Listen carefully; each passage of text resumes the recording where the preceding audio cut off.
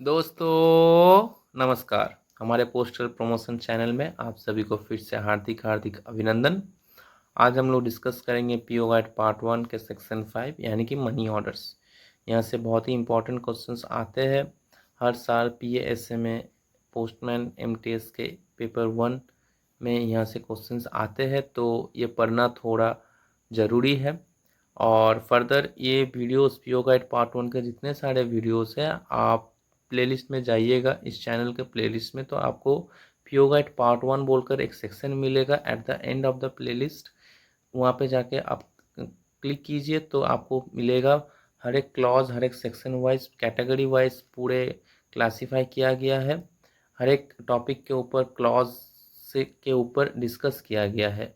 तो आप वहाँ जाके पूरे पीओ गाइड पार्ट 1 सेक्शन 1, 2, 3, 4 पूरे कंप्लीट करवाया गया है। वहाँ जाके आप देखिए। और फर्दर फिर भी अगर कोई डाउट्स वगैरह या फिर क्वेश्चंस वगैरह रहता है तो इस वीडियो के कमेंट सेक्शन पे आप कमेंट कीजिए, और या तो आप मुझे डायरेक्ट भी आप टेक्स्ट कर सकते हो 8617411624 ये नंबर पे। फर्दर हमारे 2027 के बैच फ्रॉम 15 अगस्त से स्टार्ट होने वाला है, और 2028 एक साथ 27 और 28 एक साथ बैचेस स्टार्ट होने वाले हैं। अगर आप उत्सुक हो या फिर हमारे लाइव क्लासेस करना चाहते हो, जो कि लाइव क्लासेस गूगल मीट के जरिए आपका वीकेंड पे होंगे, तो मुझे मैसेज कीजिए और फर्दर डिटेल्स के लिए मुझे व्हाट्सएप कीजिए। आपसे वहाँ पे आपका जो भी डाउट्स वगैरह आपका क्लियर करवाया जाएगा। फर्दर इस वीडियोस के पीडीएफ्स और एमसीक्यूज़ यानी कि क्विजेस हमारे टेलीग्राम चैनल पे आपको मिल जाएगा। आप हमारे टेलीग्राम चैनल पे ज्वाइन कीजिए। वहाँ पे आपको इस वीडियोस के पीडीएफ और बहुत सारे एमसीक्यूज़, क्विजेस और बहुत सारे इन्फॉर्मेशंस आपको मिलते रहेंगे। सो धन्यवाद। चलिए आज के वीडियो स्टार्ट करते हैं। Section 5 money orders. A money order is an order issued by the post office for the payment of a sum of money through the agency of the post office। तो money order क्या है? Money order एक order है जो कि post office के माध्यम से इशू होता है for the payment of a sum of money, उसके जरिए कुछ amount of money by the agency of the post office यानी कि पोस्टमैन, या फिर विंडो में डिलीवरी होता है तो जो काउंटर में बैठते हैं एसबीपीएम या फिर एसपीएम, तो वो ये मनी ऑर्डर को इशू करते हैं, मीन्स डिलीवर करते हैं। तो मनी ऑर्डर क्या है? कुछ नहीं, एक ऑर्डर है जो इसके जरिए आपका मनी डिलीवरी होता है। ए रेमिटर और एक पेई, ये दोनों चीज़ आपको ध्यान रखना है। रेमिटर कौन होते हैं? जो कि मनी ऑर्डर को सेंड कर रहा है, जैसे कि सेंडर होते हैं आपके स्पीड पोस्ट लेटर में, पार्सल में जो सेंडर होते हैं वही इससे रेमिटर कहा जाता है। और पेई, पेई यानी कि जो पर्सन डिलीवरी, जिसे डिलीवरी होंगे, यानी कि जो एड्रेस ही होता है उसे ही पेई कहा जाता है। तो ये remitter is the person who sends money by means of a money order, and a payee is the person named in money order as the person to whom the money is to be paid। मतलब जिसे money दिया जाएगा, delivery करा जाएगा, उसे पेई कहा जाता है। तो जितने भी ग्रीन पॉइंट्स आप देख रहे हो यानी कि हाईलाइट किया हुआ है, वो इम्पोर्टेंट एमसीक्यू है एग्जाम पर्सपेक्टिव। फर्दर यहाँ पे देखिए क्यू, एक स्मॉल सिंबल से क्यू लिखा गया है, यानी कि ये एग्जाम के लिए बहुत ही इम्पोर्टेंट है। मतलब ये एक क्वेश्चन है, एमसीक्यू है, तो उसे आप उस तरीका से इम्पोर्टेंस देते हुए पढ़िएगा।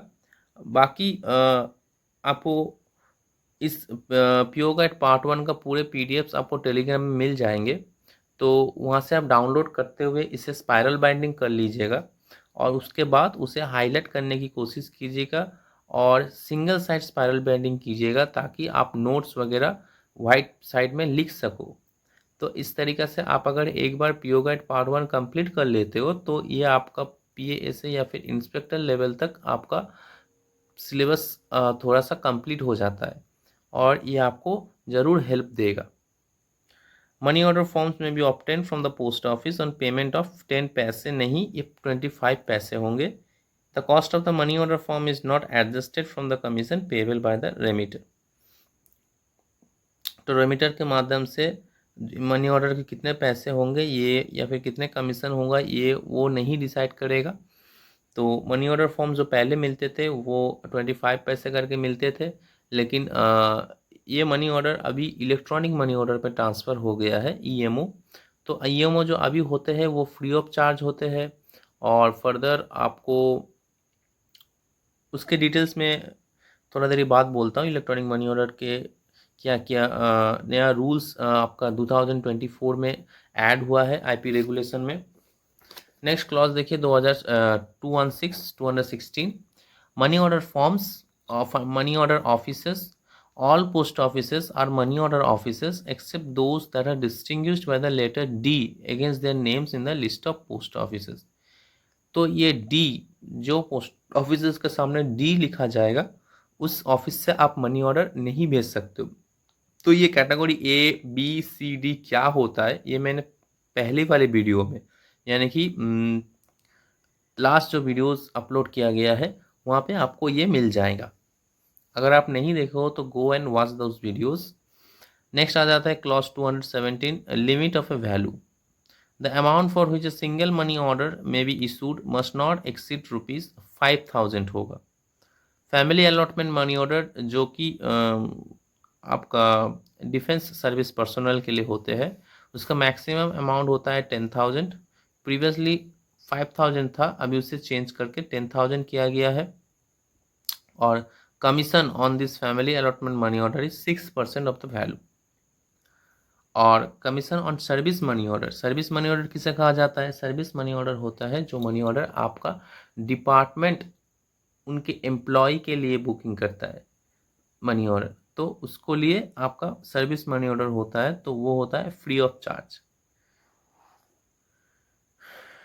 नेक्स्ट आ जाता है money order how obtained. The remitter of a money order must fill in ink on the prescribed money order form. Money order कैसे पाया जाता है या फिर कैसे फिलअप किया जाता है? The remitter of a money order यानी कि जो मनी ऑर्डर भेज रहा है sender must fill in ink, ink में उसे फिल करेंगे यानी कि काली से on the specified money order form.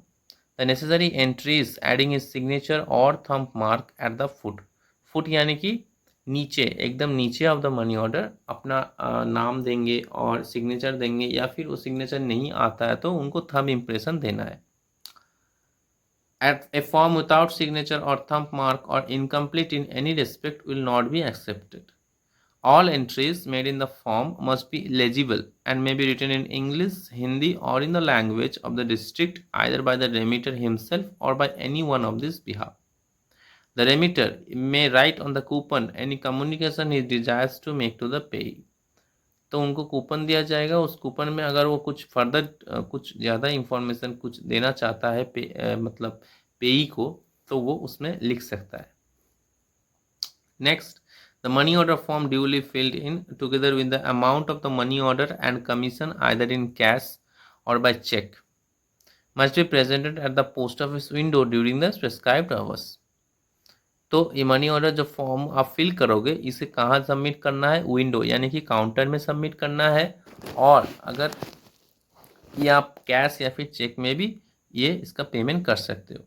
The purpose note देख लीजिए। द पर्पस ऑफ रेमिटेंस और made by the government official in his official capacity may be briefly stated by him on the acknowledgement portion of the money order form in continuation of the printed entry there, received the sum of इतना as specified on the reverse।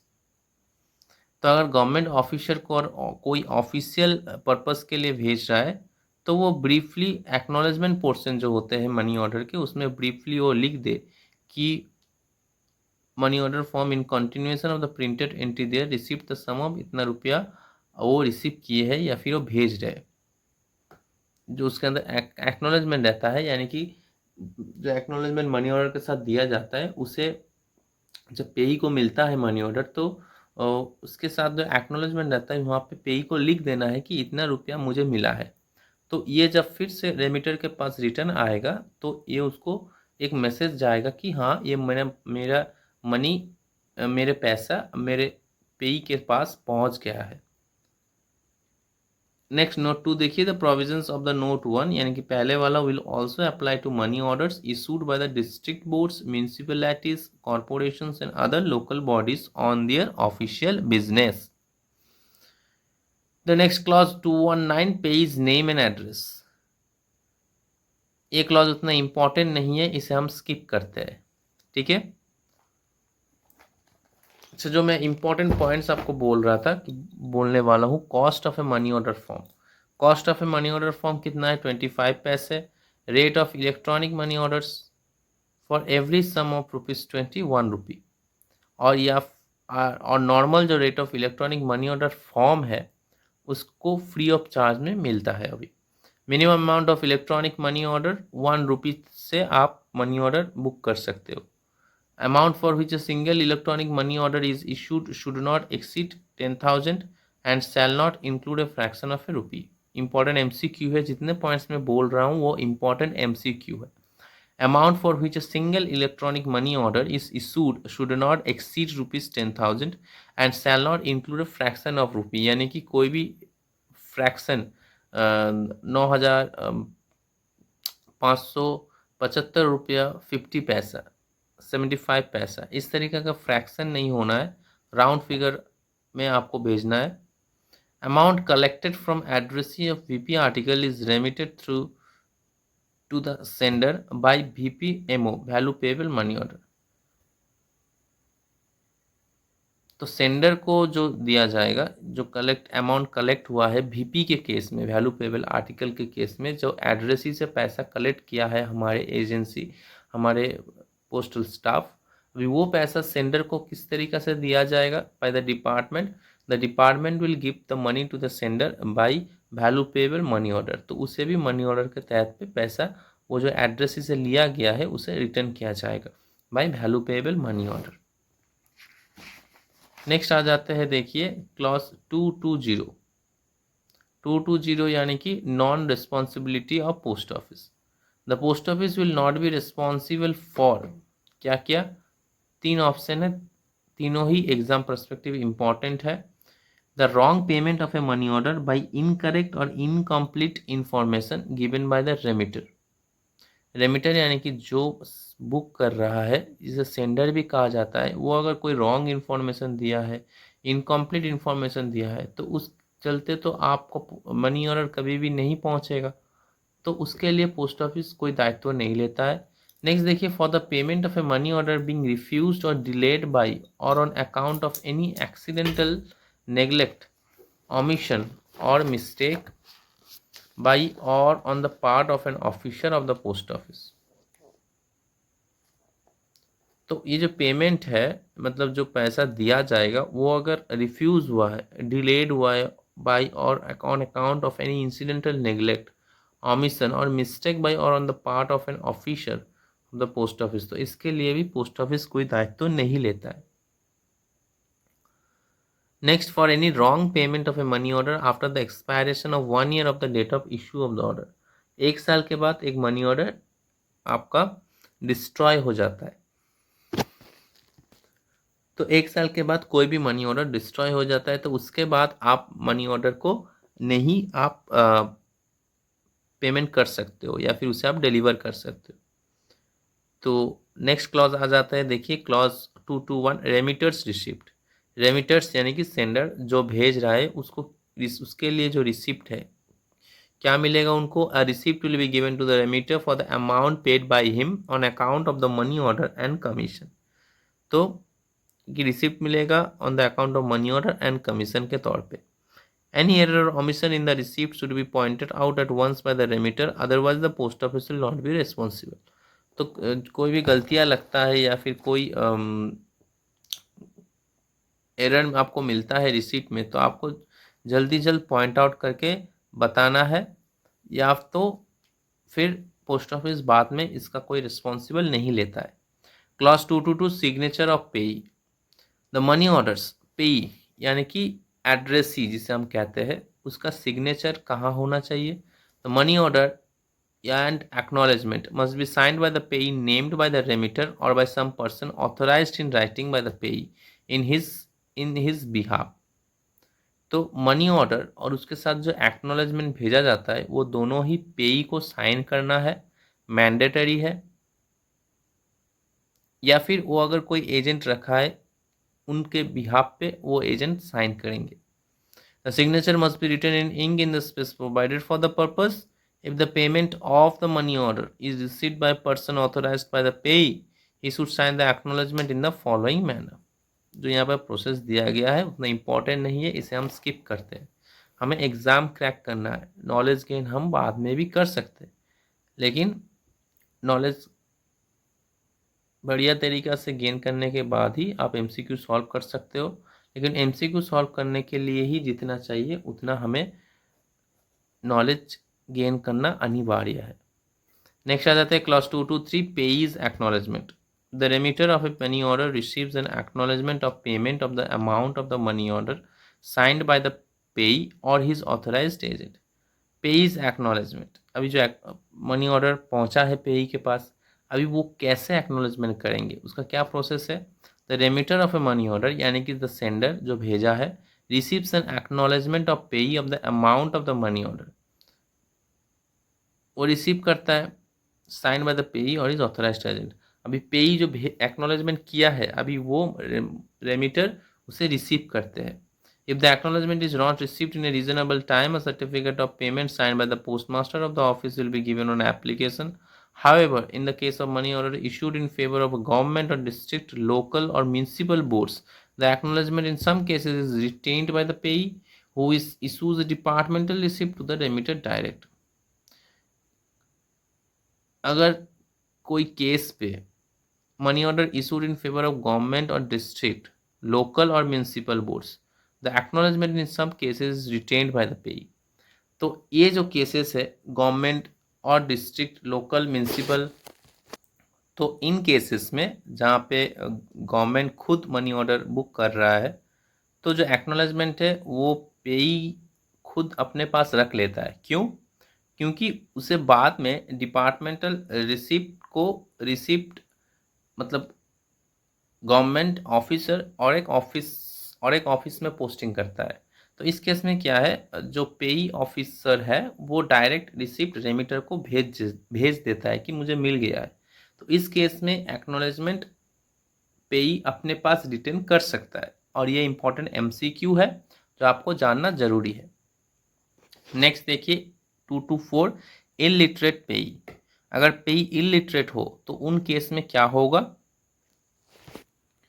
If the payee of a money order is illiterate, it will be necessary for him to make his mark on the money order in the presence of a witness. एक witness के सामने वो एक काम उनको करना है, whose signature must be obtained on the order. तो अगर इलिटरेट पेई अगर इलिटरेट हो तो उनका जो विटनेस है वो साइन करके आपका वो रिसीव कर सकता है। नेक्स्ट आ जाता है redirection. If the payee of a money order has moved from the place at which the order was originally payable, अच्छा, रीडायरेक्शन में इतना मैंडेटरी नहीं है, ये स्किप कर सकते हो। खाली ये जान लो जो रीडायरेक्शन फ़ी जो है वो फ्री ऑफ चार्ज होता है। अच्छा, ये जो मनी ऑर्डर है, ये money order India post website में अगर आप जाते हो तो वहाँ पे डोमेस्टिक मनी ऑर्डर और उसके बाद देखिए रेमिटेंसेस और मनी ऑर्डर, रेमिटेंसेस, उसके बाद वॉइड मनी ऑर्डर, इस तरीक़ा से पॉइंट वाइज जो कि रेगुलेशन 2024 में दिया गया है वही चीज़ इंडिया पोस्ट वेबसाइट में भी आपको मिल जाएगा।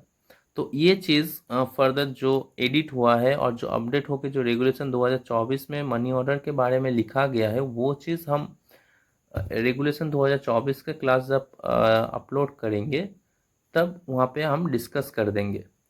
अभी फ़िलहाल पीओ गाइड पार्ट 1 पढ़ रहे हैं तो इसमें जो लिखा गया है उसी को हम लोग थोड़ा गो थ्रू कर रहे हैं। लेकिन आपको आईपी रेगुलेशन 2024 में भी जो मनी ऑर्डर के बारे में लिखा गया है वो भी जानना बहुत ही ज़रूरी है, क्योंकि क्वेश्चंस वहाँ से भी आएंगे और यहाँ से भी आ सकता है। जैसे कि इस साल का क्वेश्चन वेस्ट बंगाल सर्कल 2026 का जो पेपर 1 में क्वेश्चंस आए थे कि फैमिली अलॉटमेंट मनी ऑर्डर किससे रिलेटेड है, तो family allotment money order is related to defence authorities, जो कि आपका पीओ गाइड पार्ट 1 से मिलता है।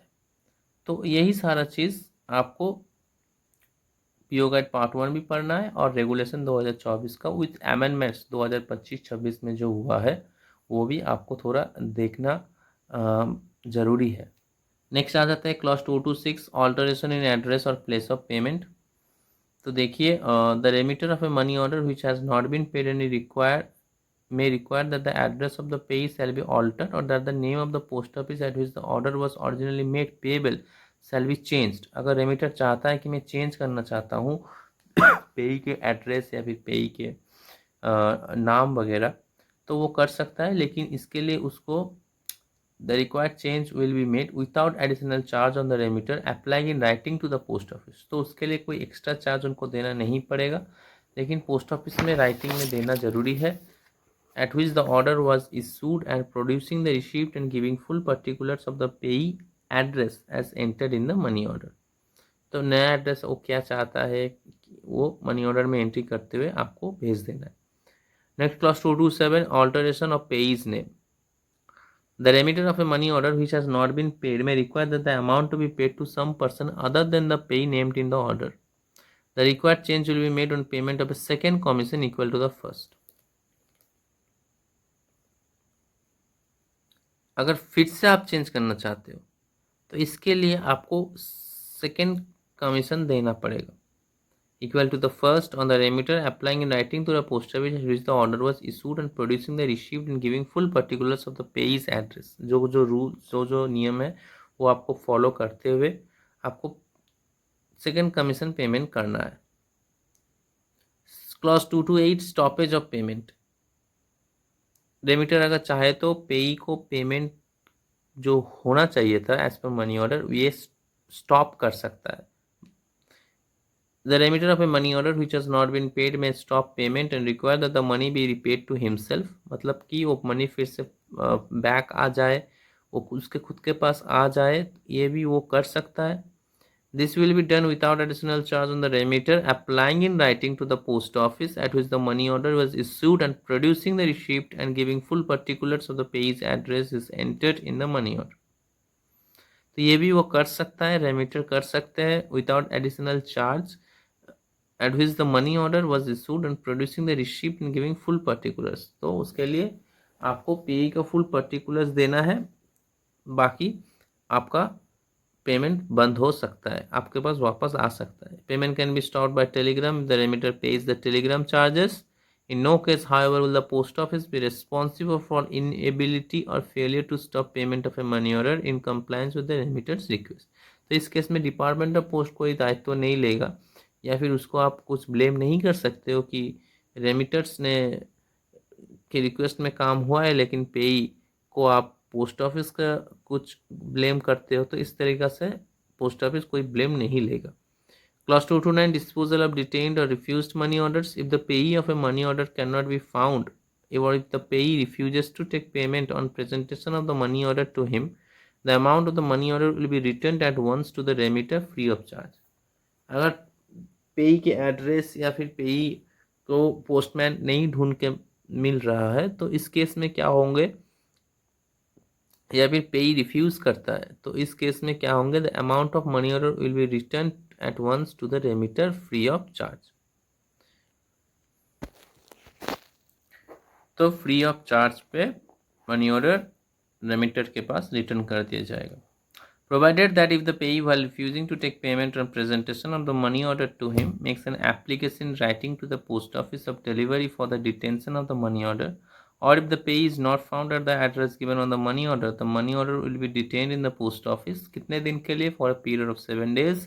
बहुत ही इंपॉर्टेंट MCQ है एग्जाम परस्पेक्टिव। आप PY को देखिए, ये क्वेश्चंस आपको मिलेंगे ही मिलेंगे। From the date of its presentation to the payee or from the date it is sent out for payment as the case may be। कोई भी केस हो सकता है, लेकिन 7 दिन के लिए रिटर्न किया जाएगा। If the payee fails to take payment of the money order from the post office within the set period of 7 days, the money order will be returned to the remitter on the first working day। Immediately 7 दिन खत्म हो गया, इसके बाद जो first working day आता है वो उस दिन पे उसे रिटर्न कर दिया जाएगा टू सेंडर यानी कि रेमिटर। नेक्स्ट देखिए, the commission will no cash be refunded. Next आ जाता है 230, clause number 230, void money orders. Void money orders जो कि इंपॉर्टेंट टॉपिक है, क्वेश्चंस यहाँ से आते हैं। PASA के आप PYQ देख लीजिए, MTS पोस्टमैन के भी आप PYQ देख लीजिए, वहाँ पे आपको कहीं ना कहीं ये क्वेश्चंस आपको मिलेंगे ही मिलेंगे।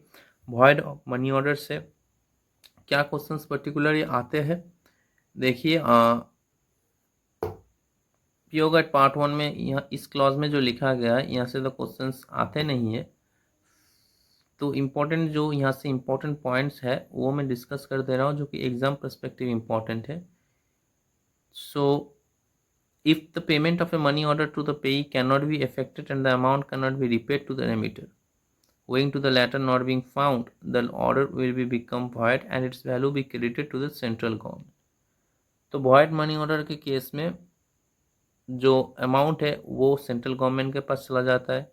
वॉइड मनी ऑर्डर का डेफिनेशन क्या है, it is neither paid to payee nor remitter, दोनों को ही पेमेंट नहीं हुआ है। जैसा कि लेटर के केस में आपको आरएलओ में भेजा जाता है, जबकि वो एड्रेसी को भी डिलीवर्ड नहीं हुआ है और सेंडर को भी डिलीवर्ड नहीं हुआ है, तो इस केस में उसे आरएलओ भेजा जाता है। लेकिन मनी ऑर्डर के केस में उसे वॉइड मनी ऑर्डर बोला जाता है और उसका जो पैसा है वो सेंट्रल गवर्नमेंट के ट्रेजरी अकाउंट में चला जाता है। तो बट इफ द पेई और remitter subsequently applies for payment, the amount of the order will be paid to him on the authority of the postal accounts officer, provided that application is made before the expiration of 1 year from the date of issue of the original order. तो 1 साल के अंदर आपको application करना है अगर आपको आप मनी रिटर्न आप चाहते हो। वॉइड मनी ऑर्डर कब होता है, एक मनी ऑर्डर देखिए मैंने लिखा हुआ हूँ यहाँ पे, हैंड रिटन नोट्स है ये। When money order becomes void at the end of the second month following the month of its issue, यानी कि अगर जनवरी 2026 में ये इशू हुआ है तो if it is unpaid for 31 March 2026 then it becomes void.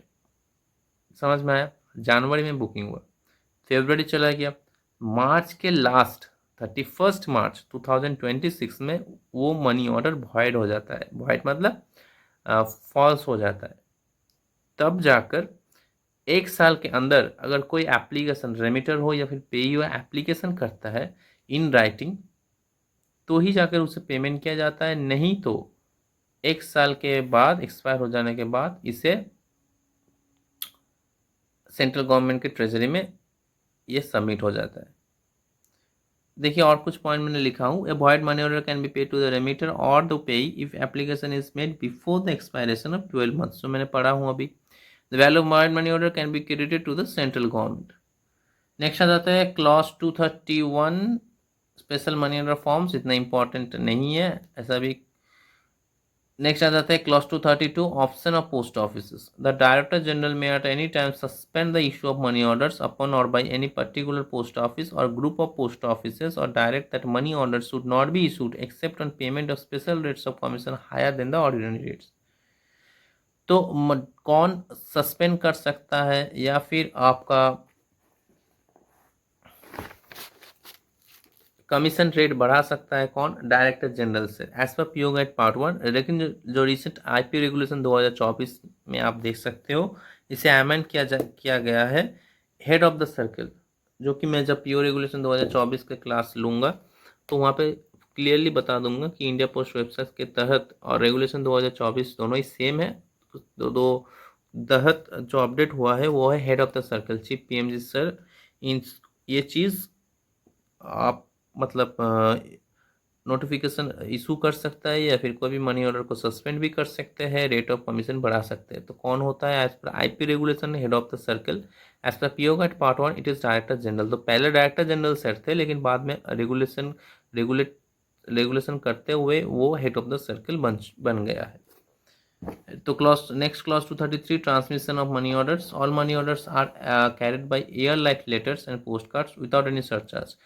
आपको अगर याद होगा कि नहीं, जब मैंने फर्स्ट क्लास मेल्स पढ़ाए थे तो फर्स्ट क्लास मेल्स और मनी ऑर्डर्स ये दोनों चीज़ बाई ईयर भेजा जाता है without any commission, without any surcharge.